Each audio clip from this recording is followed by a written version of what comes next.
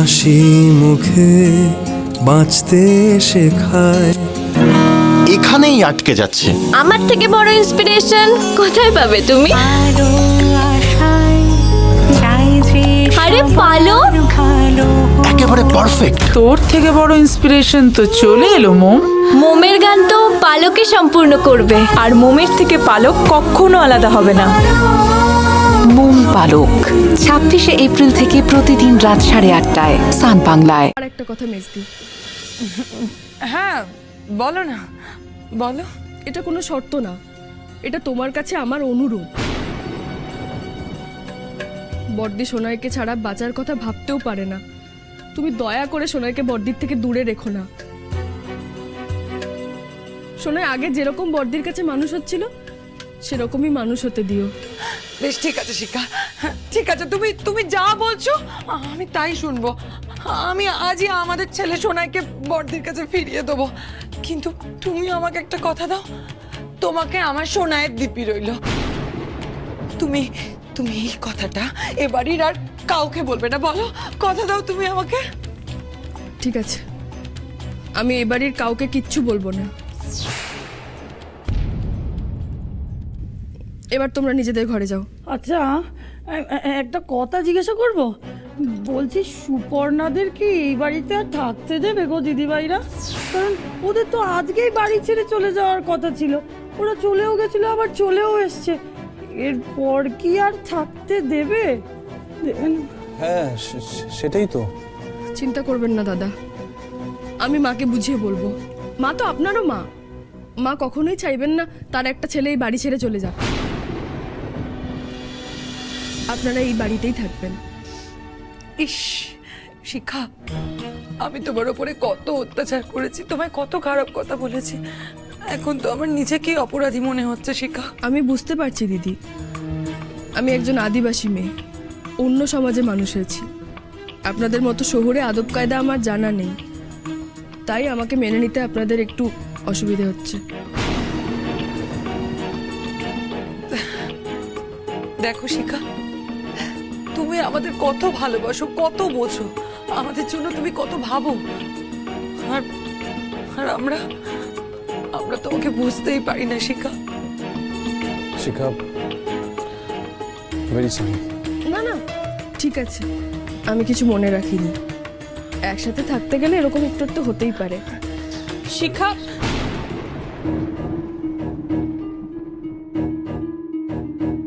বাবা ড্রয়িং রুমে আছেন। কি হয়েছে জানতে চাইছেন, তোমরা কি আসবে? মিস্তি, দাদা, তোমরা এক্ষুনি ক্ষমা চেয়ে নাও। হ্যাঁ প্রীতম, চলো।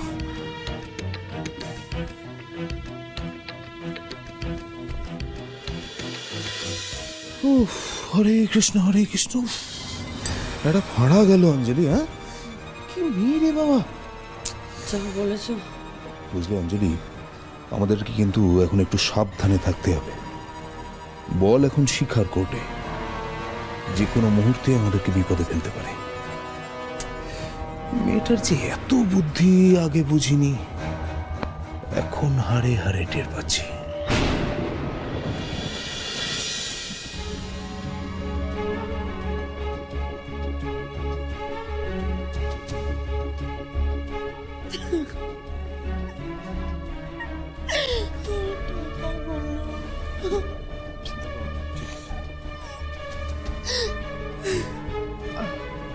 বাবা, কি ব্যাপার? কি হ্যাঁ, কোটি টাকার ফ্ল্যাট ছেড়ে তোমরা এ বাড়িতে ফিরে এলে? বাবা, কত বড় বড় কথা। হ্যাঁ, কোটি টাকার ফ্ল্যাট ছাড়া থাকবো না, এই বাড়ি তো দুদিনের মধ্যেই নিলাম হয়ে যাবে, এখানে থাকলে মান সম্মান চলে যাবে, তাই না? বড় বৌমা কত কি বলেছিল তো। আর হ্যাঁ, আরেকটা কথাও তো বলেছিলে তোমরা, আমি যদি তোমাদের অনুরোধ করি তাহলেই তোমরা এ বাড়িতে ফিরে আসতে বা থাকতে পারো। কই শিখা, অনুরাধা? আমার তো মনে পড়ছে না আমি ওদের অনুরোধ করেছি বলে, বোধহয় বয়স হয়ে গেছে। তা তোমাদের কি মনে পড়ছে যে আমি ওদের অনুরোধ করেছি এ বাড়িতে ফিরে আসার জন্য বা থাকার জন্য? বাবা, ওসব কথা থাক, ওসব আপনি ভুলে যান। অসম্ভব। ওরা আমার সঙ্গে যা করেছে সেটা তো ভোলা সম্ভব নয় অনুরাধা। বাবা, ছেলেমেয়েরা তো ভুল করবেই। বাবা মারা তাদের ক্ষমা করে ভুল শোধরানোর সুযোগ না দিলে আর কে দেবে বলুন তো? তোমার কি মনে হয় যে ওরা শোধরাবে? হ্যাঁ বাবা।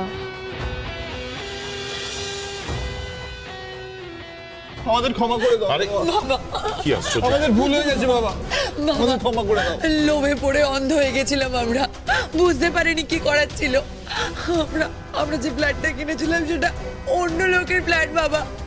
একটা লোক আমাদের সঙ্গে চিটিংবাজি করে আমাদের সব টাকা নিয়ে পালিয়ে গেছে বাবা। আপনি যদি এখন আশ্রয় না দেন আমাদের যে রাস্তায় গিয়ে দাঁড়াতে হবে বাবা। বাবা তো দাঁড়াবে, বেশ তো গিয়ে দাঁড়াবে রাস্তায়। আরে তোমাদের জন্যে আমাদের রাস্তায় দাঁড়ানোর অবস্থা হয়েছিল, ঈশ্বর না বিচার করেছেন। কালকে তোমাদের জন্য আমাকে ঠকতে হয়েছিল, আজকে তোমাদেরও ঠকতে হয়েছে। বাহ বাবা, বাবা একটু মাথা ঠান্ডা করুন বাবা, ওরা কিন্তু শাস্তি পেয়েছে, আপনি প্লিজ ওদের ক্ষমা করে দিন। ওদের আরো অনেক বেশি শাস্তি পাওয়ার দরকার। আরে যে প্রীতম, সুপর্ণা, তোমরা শোনো, ক্ষমা টমা কিচ্ছু হবে না। তোমরা যা দোষ করেছো তার কোনো ক্ষমাই নেই। হ্যাঁ, এই বাড়িতে থাকার প্রশ্নটা ভুলেই যাও তোমরা। যাও, নিজেদের রাস্তা দেখো, যাও। বাবা, আমি কথা দিচ্ছি এরকম ভুল আর হবে না, কোনোদিনও হবে না। আমিও কথা দিচ্ছি আর এরকম ভুল হবে না বাবা। তোমরা কথা দিচ্ছ, খুব ভালো। কিন্তু কেন জানি না তোমাদের কথায় আমার এখন আর খুব একটা বিশ্বাস নেই। বাবা, আমি বলছি এরকম ভুল আর হবে না বাবা। ওদের এবারের মতো ক্ষমা করে দিন বাবা। দেখুন, এই সময় যদি আপনি পাশে না থাকেন আর কে পাশে থাকবে বলুন তো? কি বলছো কি তুমি এটা শেখা? যারা তোমাকে অপমান করলো, চোর অপবাদ পর্যন্ত দিল, তাদের তুমি ক্ষমা করতে বলছো? আমি মনে করি প্রতিটি মানুষেরই জীবনে একবার শুধরানোর সুযোগ পাওয়া উচিত। বাবা, আপনি শেষবারের মতো ওদের সেই সুযোগটা দিন।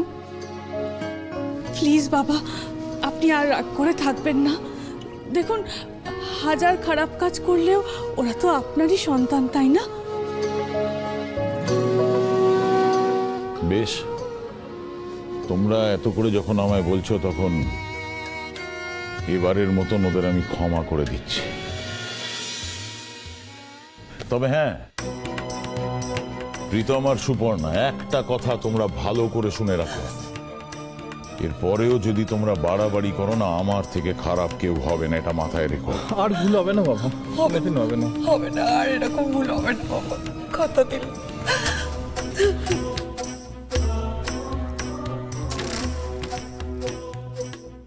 শিখা, তোমাকে অনেক ধন্যবাদ শিখা, অনেক ধন্যবাদ। তোমার কাছে আমি চিরকৃতজ্ঞ। ধন্যবাদ কৃতজ্ঞতা কিচ্ছু চাই না আমার। শুধু তোমরা একটা জিনিস দেখো, এরপর থেকে তোমাদের কোনো ব্যবহারে বাবা মা যেন কষ্ট না পান। না শিখা, না, আমি তোমায় কথা দিচ্ছি, আমাদের কোনো ব্যবহারে মা বাবা আর কষ্ট পাবেন না।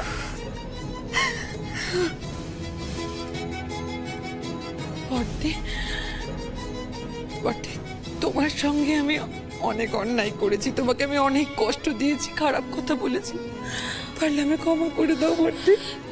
সুপর্ণা, কেঁদো না। দেখো, এক সংসারে থাকতে গেলে এরকম একটু একটু হতেই পারে, বিশ্বাস করো, আমি কিচ্ছু মনে করিনি। তোমার কত বড় মন, আমার যদি তোমার মতো এত বড় মন হতো। সুপর্ণা, এসব কথা এখন থাক, যাও যাও, নিজেদের জিনিসপত্রগুলো গুছিয়ে তোলো গে। আমি না সোনাইয়ের জন্য একটা ভালো কিছু রান্না করব বলেছি, যাই। মেজদি, তুমি সোনার ব্যাপারে দিদিকে কিছু বলবে বলছিলে না? ও হ্যাঁ হ্যাঁ, বলছিলাম কি বড়দি, আমার মনে হয় সোনাই আমার আর প্রীতমের কাছে থাকলে ভালো মানুষ হতে পারবে না। তার চেয়ে বরং তুমি ওকে যেভাবে ভালোবাসায় আগলে রেখেছিলে, সেভাবেই তুমি ওকে আগলে রেখো বড়দি। আজ থেকে আমার ছেলে সোনাইয়ের সমস্ত দায়িত্ব তোমার। সুপর্ণা, তুমি সত্যি বলছো? সত্যি বলছি বড়দি। Thank you Suparna, thank you. আমরা এখন যাই।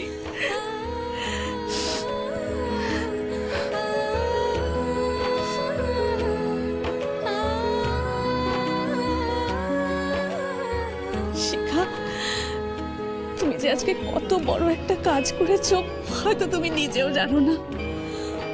আমাদের এই ভাঙা সংসারটাকে আবার জুড়ে দিয়েছো তুমি। বিশ্বাস করো, মা সব জানতে পারলে যা খুশি হবেন না। কিন্তু শিখা, আমার একটা কথা বলো, তুমি এমন কি করেছো যে ওরা এত ভালো হয়ে গেল? আমি কিছু করিনি দিদি, যা করেছেন ঠাকুর করেছেন। ঠাকুরের ইচ্ছে সব হয়েছে। দেখেছো, মেস্তি দাদা দুজনেই ভালো হয়ে গেছে, কোয়েলও ভালো হয়ে গেছে। তুমি দেখবে দিদি, এরপর থেকে সব কিছু ভালো ভালো হবে। বাড়িতে লক্ষ্মী এসেছে, ভালো তো হতেই হবে,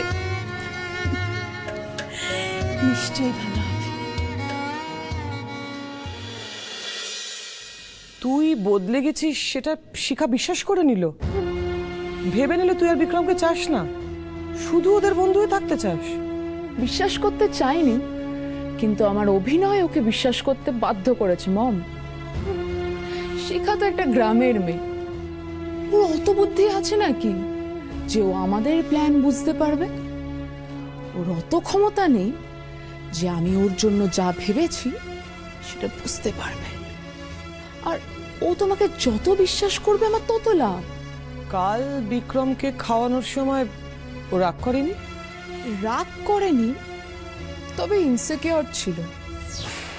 খাওয়ার কথাই মনে পড়লো, আমার মাথায় একটা প্ল্যান আছে। কি প্ল্যান? ড্যাড, আমি ভাবছি তোমার নাম করে শিখার বিক্রমকে আমাদের বাড়িতে খেতে থাকবো। দাদা, একটা পার্টি হবে, ঠিক আছে? তুই তোর কিছু বন্ধুদের ডেকে নে, ঠিক আছে? তারপর সবাই মিলে শিখাকে এমন অপমান করব যে ও আমাদের বাড়ি থেকে সোজা ওদের গ্রামে চলে যাবে। ওকে বুঝিয়ে দেব যে এই সোসাইটিতে ওর মতন মেয়ের কোনো জায়গা নেই। পারফেক্ট। না না না না, এই প্ল্যানটা কিছুতেই সাকসেসফুল হতে পারে না। কেন? কেন আবার কি? দেখো, ওই বিক্রমের বউ ভাতের পার্টিতে গিয়ে আমি যে কাণ্ড ঘটিয়েছি, তারপরে শিখার বিক্রম কিছুতেই আমাদের বাড়িতে আসবে না। আসবে। তুমি যা করেছো তার জন্য যদি অনুতপ্ত হও, ক্ষমা চাও, সব মিটমাট করার জন্য ওদের যদি ডাকো, ওরা নিশ্চয়ই আসবে। বিশেষ করে ওই গাইয়া মেয়েটা তো আসবেই।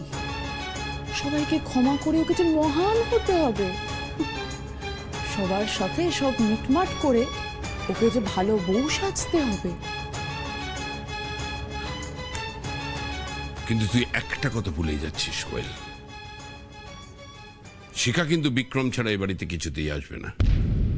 আর বিক্রম যতক্ষণ থাকবে, প্রিন্স আর তার বন্ধুরা শিখাকে কিছুতেই অপমান করতে পারবে না।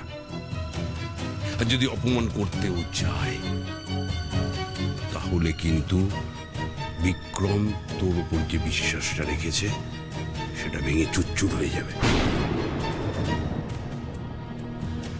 আচ্ছা, যদি প্ল্যান করে বিক্রমের এই পার্টিতে আসা আটকানো যায়, তাহলে? শিখা বিক্রমকে ছাড়া কিছুতেই পার্টিতে আসবে না। সব হবে ড্যাড, সব হবে। শুধু তোমাকে একটু রেখা আন্টি আর সুদর্শন আঙ্কেলের থেকে হেল্প নিতে হবে।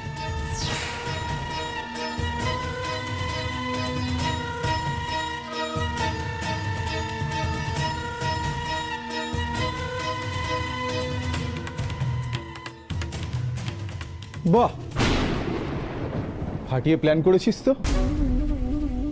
এবার আসতে দে ওই শিখাকে, তারপর দেখ আমি কি করি।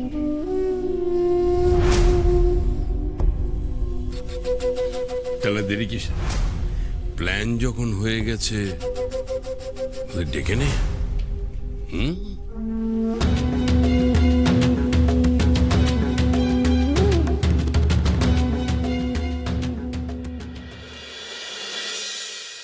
জানো শিখা, আজ যে আমার কি ভালো লাগছে না।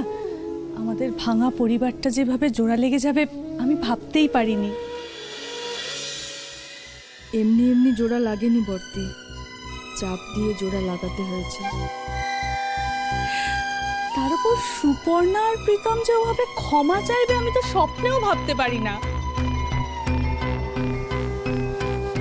আজ ওরা বাধ্য হয়ে ক্ষমা চেয়েছে, তবে আমি চাই ওরা যেন সত্যি সত্যি বদলে যায়। জানো শিখা, মা সব শুনে খুব খুশি হয়েছেন। এটাই তো মা চাইতেন, সবাই একসঙ্গে এক ছাদের তলায় থাকবো। মা যা চান তাই হবে দিদি। আমাদের মধ্যে যতই পার্থক্য থাকুক, আমরা সবাই এক ছাদের তলাতেই থাকবো। আচ্ছা শিখা, আমাকে একটা কথা বলো তো, মামা বাবুর ঘরে এমন কি হলো যে সুপর্ণারা ওভাবে ক্ষমা চাইতে রাজি হয়ে গেল? আসলে দিদি, ঠিক আছে, তুমি তুমি যা বলছো আমি তাই শুনবো। আমি আজই আমাদের ছেলে সোনাইকে বড়দির কাছে ফিরিয়ে দেবো, কিন্তু তুমি আমাকে একটা কথা দাও, তোমাকে আমার সোনাইয়ের দিব্যি রইল। তুমি তুমি এই কথাটা এ বাড়ির আর কাউকে বলবে না, বলো, কথা দাও তুমি আমাকে। ঠিক আছে, আমি এবারের কাউকে কিচ্ছু বলবো না। ভিকি বাবুকে কিছু বলতে পারিনি, তোমাকেও কিছু বলতে পারবো না বর্দি। মেজদি যে আমাকে সোনাইয়ের দিব্যি দিয়েছে, আর তুমি যদি জানতে পারো মেজদি আর মামা বাবু মিলে মায়ের গয়না চুরি করে ভাগ বাটোয়ারা করেছে, তাহলে তুমি খুব কষ্ট পাবে। তুমি জানো ওরা মন থেকে বদলে গেছে। যদি এটা জেনে তুমি খুশি থাকো তাহলে সেই ভালো। সত্যিটা তোমাদের জানতে হবে না। কি হলো শিখা, চুপ করে গেলে কেন? বলো, কি ভাবছো? না কিছু না। আরে তুমি তো কি একটা বলছিলে। আসলে মেজদিদের সব টাকাই তো প্রায় ফ্ল্যাট কিনতে গিয়ে শেষ হয়ে গেছে, আর তাই জন্যই আমি ওদের বললাম যে তোমরা বাবা মায়ের কাছে যাও, গিয়ে ক্ষমা চাও, তাহলে নিশ্চয়ই তোমরা এই বাড়িতে আবার থাকতে পারবে। তারপর নিশ্চয়ই ওদের এই বাড়ি ছেড়ে যেতে খুব কষ্ট হচ্ছিল, তাই ওরা রাজি হয়ে গেছে। আর বাবাও তো ওদের শোধরাবার শেষ একটা সুযোগ দিয়েছেন না। আমার ড্যাডকেও শোধরাবার একটা সুযোগ দাও। কোয়েল, তুমি আসবো? হ্যাঁ এসো। এসে শুনলাম মেজ বৌদি আর মেজদাকে আঙ্কেল ক্ষমা করে দিয়েছেন, শোধরাবার আরেকটা সুযোগ দিয়েছেন। শিখা, তুমিও আমার ড্যাডকে আরেকটা সুযোগ দাও। মানে? বৌভাতের রিসেপশন পার্টিতে আমার ড্যাড খুব খারাপ কাজ করেছেন। পরে আমি যখন ড্যাডকে বোঝালাম, ড্যাড নিজের ভুলটা বুঝতে পারলেন। ড্যাড খুব লজ্জিত। ড্যাড অনুশোচনায় ভেঙে পড়েছে। প্রবাল রায় এত তাড়াতাড়ি নিজের ভুল বুঝতে পারলেন? এটাও কি সম্ভব? জানো, ড্যাড কাল থেকে কিচ্ছু খায়নি। আমি কি করতে পারি বলো কোয়েল? ড্যাড ওই ঘটনার প্রায়শ্চিত্ত করতে তোমাকে আর বিক্রমকে আমাদের বাড়ি নেমন্তন্ন করে খাওয়াতে চায়। ড্যাড নিজেই আসতো, কিন্তু তোমরা যদি ড্যাডকে দেখে রেগে যাও, ড্যাডের একটাও কথা না শোনো, তাই ড্যাড আমাকে পাঠালো তোমাদের ইনভাইট করতে। শিখা, শিখা, তুমি সব ভুলে আমার ড্যাডকে ক্ষমা করতে পারো না? কোয়েল প্লিজ শিখা, তুমি না করো না। দেখো কোয়েল, ভিকি বাবুকে তো আমাকে একবার জিজ্ঞেস করতে হবে না, আমি তো একা কোনো সিদ্ধান্ত নিতে পারি না। আমি তো বিক্রমের সাথে কথা বলেছি, বিক্রম রাজি।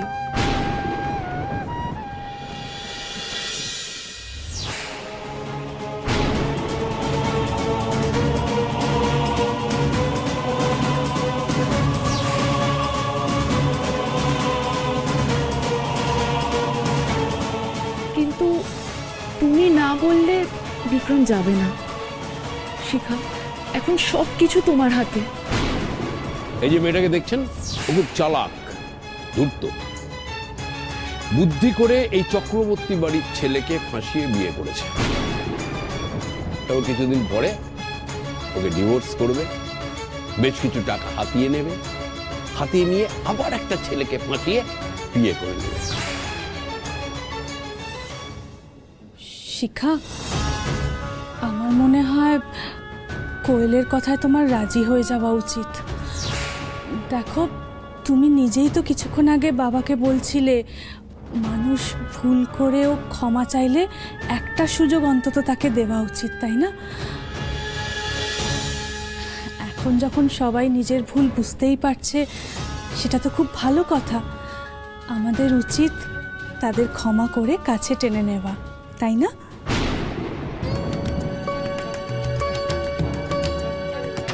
ঠিক আছে, আমি যাব কোয়েল।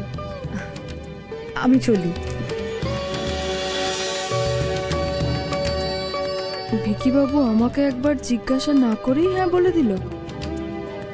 ঠিক আছে, ভিকিবাবু যখন চাইছে তখন আমি যাব।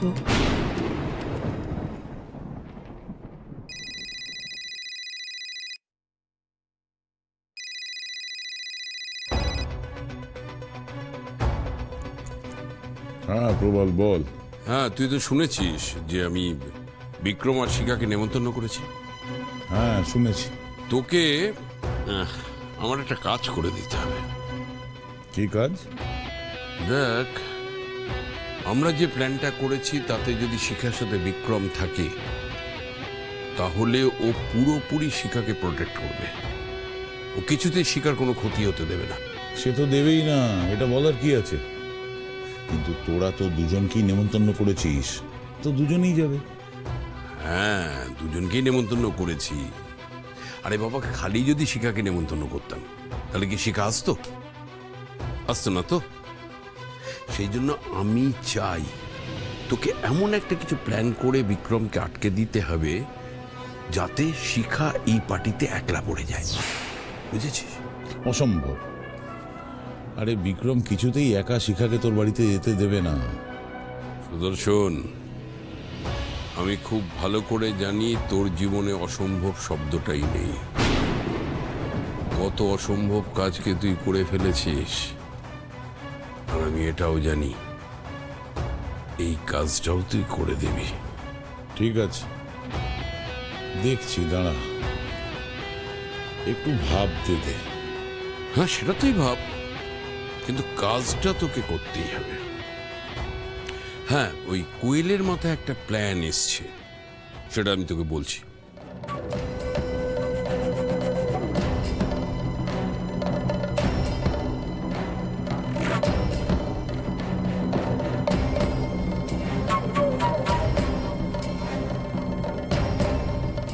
ফ্যাবিউলাস! এটা কোয়েলের মাথা থেকে বেরিয়েছে। ব্রিলিয়েন্ট। কে? তাহলে করে ফেলতে পারবি তো? দৌড়ে নে, করে ফেলেছি। ওকে, রাখি? হ্যাঁ ঠিক আছে, রাখ। বাবা, কোয়েল এটা ভেবেছে। বাপ বিষাক্ত কেউটে তো মেয়ে কালনাগিনী। ওদের ছোবল থেকে তোমাকে কেউ বাঁচাতে পারবে না শিখা।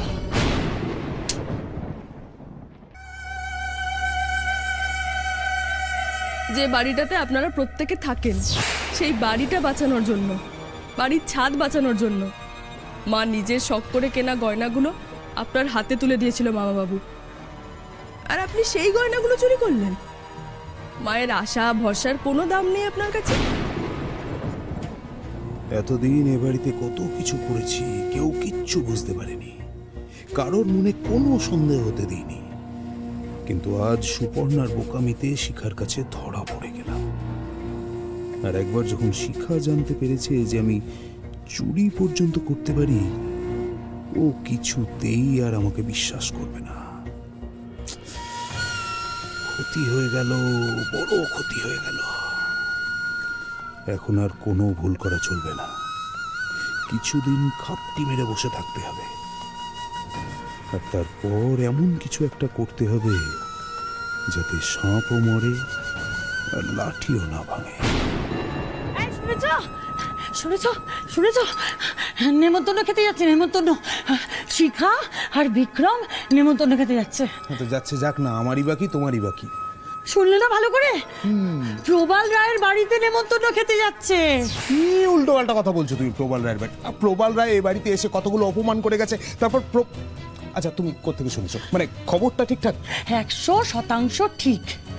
কোয়েল এই বাড়িতে এসছে, তোমার দিদির সাথে কোয়েল খুচুর খুচুর করছিল, আর আমি ঘরের পাশ দিয়ে যাচ্ছিলাম, ভাষা ভাষা শুনেছি, কিন্তু ঠিক শুনেছি।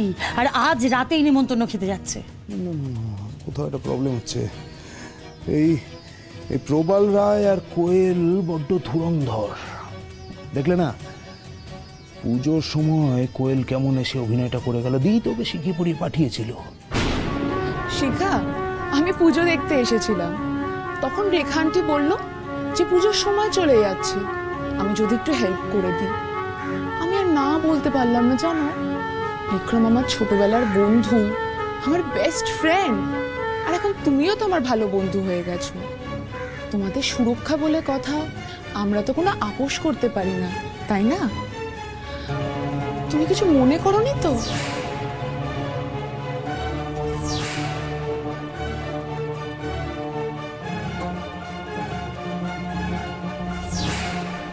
দিই আর কোয়েল দুজন মিলিয়ে কিছু একটা প্ল্যানিং করছে, কিন্তু সেটা কি আমাকে জানতে হবে। তা তুমি জানবে কি করে? তোমার দিদি কি তোমার সাথে পরামর্শ করে সমস্ত ডিসিশন নেয় না? তো জানবে কি করে? তা নয়, কিন্তু ওরা কি প্ল্যান করছে সেটা আমার না জানলেই নয়। না আমি কিছু করতে পারবো, না তুমি কিছু করতে পারবে। করতে গেলেই শিখা সন্দেহ করবে, তাহলে হিতে বিপরীত হয়ে যেতে পারে। আর আমি যে এত কষ্ট করে খবরটা জোগাড় করে এনে দিলাম, সেটা কি একেবারে মাঠে মারা যাবে গো? না না, মাঠে কেন মারা যাবে? কিছু একটা তো করতেই হবে। কিন্তু না আমি কিছু করতে পারবো, না তুমি। তাহলে তাহলে কে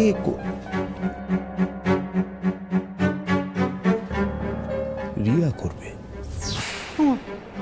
ও কি করবে? দেখোই না। হরে কৃষ্ণ হরে কৃষ্ণ। রিয়া, রিয়া, ওই দেখো কানে হেডফোন নিয়ে। এই ওঠ, ওঠ, ওঠ, ওঠ। কি হলো? বলছি নেমন্তন্ন খেতে যাবি? নেমন্তন্ন? কোথায়? তোর কোয়েলদের বাড়ি।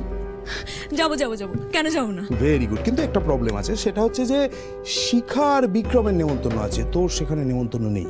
কিন্তু তবু তোকে নেমন্তন্ন খেতে যেতে হবে, আর আমার একটা কাজ করতে হবে। ও মা, কি হলো, বসে বললি কেন? তাহলে যাবো না, ওরকম করে বিনা নেমন্তন্নে আমি যাবো না। কি ভাববে ওরা, যে আমি হ্যাংলা? আচ্ছা আচ্ছা আচ্ছা, শোন শোন শোন শোন, হ্যাংলা কেন ভাববে বলতো? তুই তো ছোট থেকে কতবার ওদের বাড়িতে গিয়েছিস, একবারও হ্যাংলা ভেবেছে?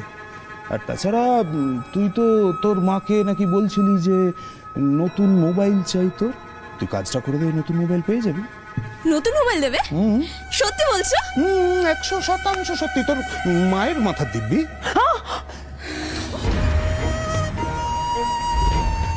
কি কাজ, কি কাজ? কাজটা হচ্ছে এদিকে।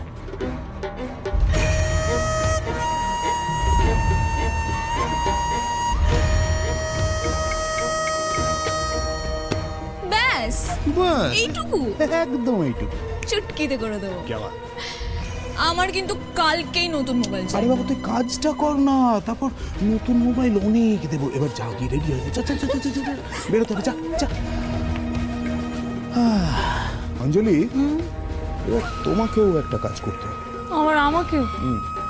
সেটা হচ্ছে যে শিখার বিক্রমের সাথে রিয়া যেন এবারকে নেমন্তন্ন খেতে যেতে পারে, সেটা তোমাকে রাজি করাতে হবে। এমনভাবে কথা বলতে হবে যাতে ওরা না শব্দটা বলতে না পারে। তুমি শুধু এটুকু করে দাও, বাকি যা খেলার আমি খেলবো।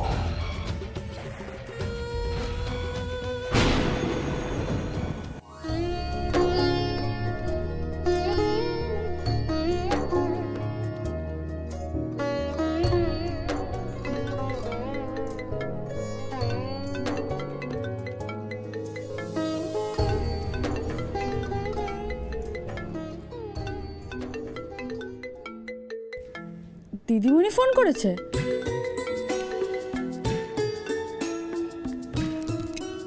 হ্যালো বিক্রম। না দিদিমণি, আমি শিখা। ও শিখা, কিরে কেমন আছিস? ভালো আছি দিদিমণি, তুমি বাবা কেমন আছো সবাই? হ্যাঁ, আমরা দুজনেই ভালো আছি। হ্যাঁ রে, ওখানে সবকিছু ঠিকঠাক আছে তো? সব ঠিকঠাক ছিল না, কিন্তু এখন সব ঠিকঠাক আছে দিদিমণি। মানে? মানে মেজদিয়ের দাদাই বাড়ি ছেড়ে চলে গিয়েছিলেন, তারা আবার ফিরে এসেছেন আর বাবার কাছে ক্ষমাও চেয়েছেন। আমাদের পরিবারটা আবার আগের মতো জোড়া লেগে গেছে দিদিমণি। বাহ, এ তো খুব ভালো কথা। তা এটা হলো কি করে? তুই নিশ্চয়ই এসব কিছু করেছিস না? আমার সাথে ভিকিবাবুর বিয়ে হওয়ার পর থেকে তো এই পরিবারটা প্রায় ভেঙেই যাচ্ছিল। আমি শুধু চেষ্টা করেছি জোড়া লাগাতে। আমি জানতাম তুই পারবি, লোকে যে যাই বলুক। আমি তো জানি তুই আমার লক্ষ্মী মেয়ে। আচ্ছা দিদিমণি, তুমি আমাকে একটা সাহায্য করতে পারবে? হ্যাঁ বল না, কি করতে হবে? একটা জিনিস একটা জায়গা থেকে অন্য জায়গায় পাঠাতে হলে কি করতে হয়? কুরিয়ার করলেই হবে। আমি পুরুলিয়াতে স্কুলের খাতা কুরিয়ার করেছিলাম না, ঠিক ওইভাবেই। আমাকে বলিস, আমি পাঠিয়ে দেব। আর না হলে তুই প্রশান্তকেও বলতে পারিস, ও তোর হেল্প করে দেবে। ঠিক আছে, সময় মতো বলে দেবো, কেমন? আচ্ছা, তুই কাকে কি পাঠাবি? সেটা দেখা হলে তোমাকে পরে সব বুঝিয়ে বলবো, কেমন? অনেক কথা আছে, এখন কিছু বলা যাবে না। ঠিক আছে, আজ রাতে তুই আয় না, তুই আর বিক্রম এখানে খেয়েও নিবি আর তোর কাছ থেকে সব কথা শুনেও নেব। আজ তো হবে না দিদিমণি, কোয়েলের বাড়িতে নেমন্তন্ন আছে। কি বলছিস তুই শিখা? তুই যাবি ওই কোয়েলের বাড়িতে? তোর কি মাথা খারাপ হয়ে গেছে?